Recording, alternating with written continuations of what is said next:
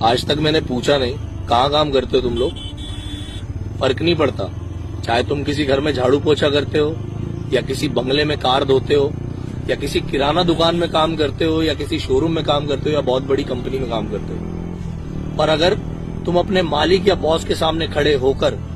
एक ही राग अलापते हो, सर मेरी सैलरी बढ़ा दो, मालिक मेरा पैसा बढ़ा दो, इतने कम पैसे में गुजारा नहीं होता, तो ये दुनिया का सबसे बड़ा चूतिया रीजन है पैसा बढ़वाने का। फर्क नहीं पड़ता, तुम भूखे मर जाओ, कोई देखने भी नहीं आएगा। तो अगर तुम चाहते हो कि तुम्हारी औकात के हिसाब से तुम्हें पैसा मिले और जितना चाहते हो तुम उतना पैसा कमा पाओ, तो किसी के सामने भीख मांगने से अच्छा, रिक्वेस्ट करने से अच्छा उसे प्रूव करो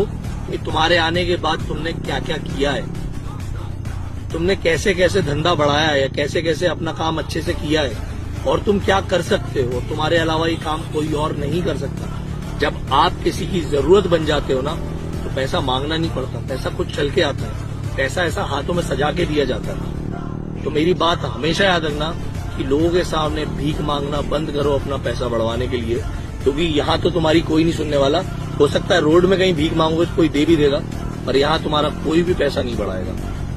तो काबिल बनो, पहले तो खुद का काम खुद एनालाइज करो कि तुमने आने के बाद क्या क्या किया, और अगर तुमने वाकई कोई काम नहीं किया है और तुम हकदार नहीं हो तो मुंह उठा के पैसा ही मत मांगो, क्योंकि तुम्हारी औकात ही नहीं है पैसा कमाने की। लेकिन अगर तुम्हारी वैल्यू है, तुम्हारी कुछ औकात है, और तुम्हें ऐसा लगता है कि तुमने जो किया वो कोई और नहीं कर सकता, तो मुंह मांगा पैसा मांगो, लेकिन हक के साथ, भीख मांग के नहीं। तो रिक्वेस्ट मत करो, डिमांड करो, देता है या नहीं।